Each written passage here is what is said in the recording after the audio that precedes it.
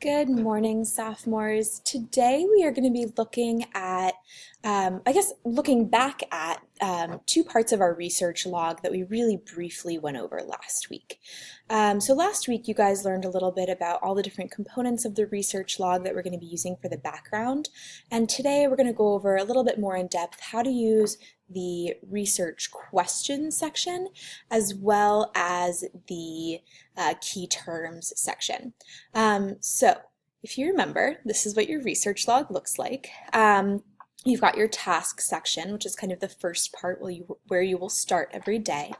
And for the sake of today, I've already kind of assigned myself a few tasks, right? So if I was student A and my name was Natalie, I've assigned myself to read 2 articles and take notes in the research log. And then I've specifically said that I want to add 5 or more key terms and log all questions open and closed.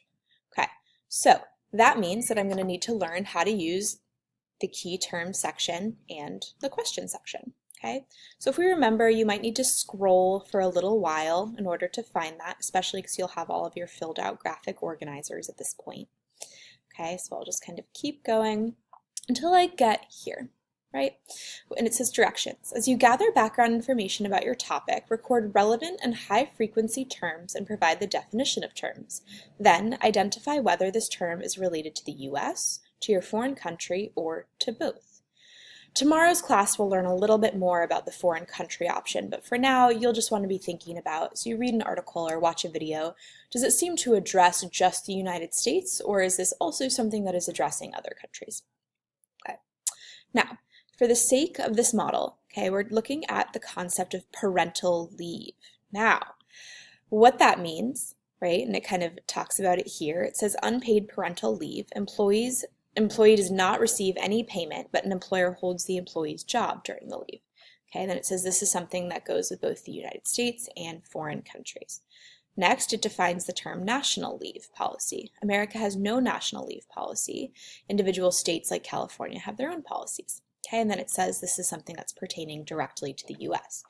So essentially, as you're going through articles and you're coming across terms that feel important, you're going to want to come log them, okay, in the key terms log. Okay, so for example, if I was looking at this article, okay, how Californians' paid family leave law buys time for new parents, I would start reading through. Okay, first of all, this is actually an article that is not on the list, so I'm going to want to make sure that I'm keeping track of where I'm getting this information. So I would come up here, I would go to the top link, I would edit, I would copy that link, I would come back here, and maybe I would add in a table. Okay, now you don't have to do this, but I would suggest doing it for all additional sources. And I might say something like additional sources, and is it credible? How do I know? And then for the sake of aesthetics, maybe make this bold, come over here, just kind of add it in. Okay. All right, so this is the first source I have, and I know it's credible because it is from NPR. Okay, let's see what else. Patty Namond, okay, has author. Let's take a look at the date, October 7th, 2016, so published pretty recently. That's enough, okay? All right, so now I've logged my source, and it's there for later. Now we can actually go through the source and be looking for different terms, okay? So it says back in 2002, California passed a law that provides paid family leave benefits to eligible workers. Now, paid family leave, I'm going to want to see if that's something that I actually have on here yet. No, I have unpaid parental leave and national leave policy, but I do not have paid parental leave. So I would switch into my color, and Natalie's supposed to be in blue. Okay, I would say paid parental leave. Okay, let's try to figure out what that is. Or paid family leave, let's see. Okay, there we go. In many ways, the law mimicked paid parental leave policies that are in effect in nearly every other country in the world, but it was the first of its kind in the US, and several other states have since followed suit. Here's how California's law, part of the state's disability insurance program, works. Most workers in the state have small deductions, less than 1% of their wages withheld from each paycheck. Okay, so here I've deduced that it's about to tell me how this paid family leave benefits plan works. So I need to read a little bit more before I can actually put something in here. Okay, so I'm going to keep reading and see what it tells us.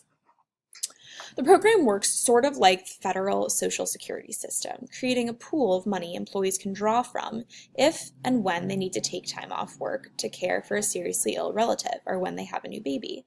New moms and dads get 6 weeks off at a little more than half their weekly pay, 55%, with a cap that's indexed to inflation each year. This is crucial. Okay, this is what's telling us what this policy is really all about. So it looks like, I'm going to write down this. Most workers, and I want this to be in bold, most workers have small deductions taken from their paychecks so that when they need to care for a child or someone who is ill, they are able to receive some money. Spelled receive wrong. Go back and change that. And then it said specifically for new moms and dads, they get 6 weeks off. Okay. New moms and dads get 6 weeks off, and they are paid 55% of their weekly pay.